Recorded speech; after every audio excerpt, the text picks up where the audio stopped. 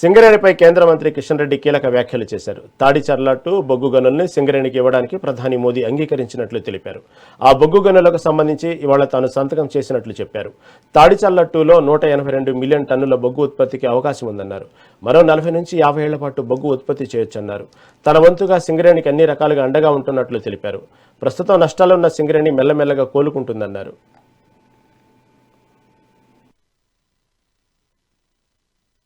లక్షలాది ప్రజల గుండె చప్పుడు ఈ సింగరేణి.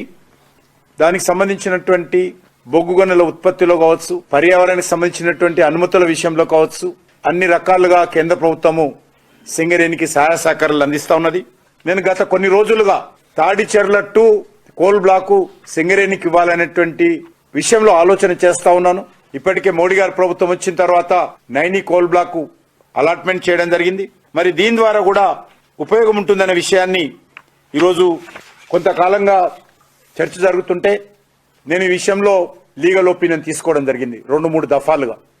అదేవిధంగా ఆ తర్వాత గౌరవ ప్రధానమంత్రి గారిని కలిసి తెలంగాణ అభివృద్ధి, సింగరేణి భవిష్యత్తు, సింగరేణి కార్మికులు, తెలంగాణ యొక్క అభివృద్ధిని దృష్టిలో పెట్టుకొని తాడిచెర్ల బ్లాక్ కు సంబంధించినటువంటి మైనింగ్ లీజు సింగరేణికి కేటాయించే విషయంలో అనుమతిని కోరాను. నేను తెలంగాణ పట్ల చాలా చిత్తశుద్ధితో ఉన్నటువంటి ప్రధానమంత్రి గారు సానుకూల దృక్పథంతో ఉన్నారు కాబట్టే మరి ప్రధానమంత్రి గారు స్పందించి తాడిచెర్ల 2 సింగరేణి సంస్థకు ఇవ్వడానికి అంగీకరించారని ఈ సందర్భంగా మనవి చేస్తా ఉన్నాను. తాడిచెర్ల 2 కోల్ బ్లాక్ నేను ఈ రోజే ఆ ఫైల్ మీద సంతకం చేశాను. ఈ యొక్క సంతోషాన్ని సింగరేణి కార్మికులతో, తెలంగాణ ప్రజలతో, ప్రజా సంఘాలతో, ఉద్యమకారులతో పాలు పంచుకోవాలనేటువంటి ఉద్దేశంతో ఈరోజు నేను అందరికి ఉద్దేశించి ఈ విషయం తెలియజేస్తా ఉన్నాను.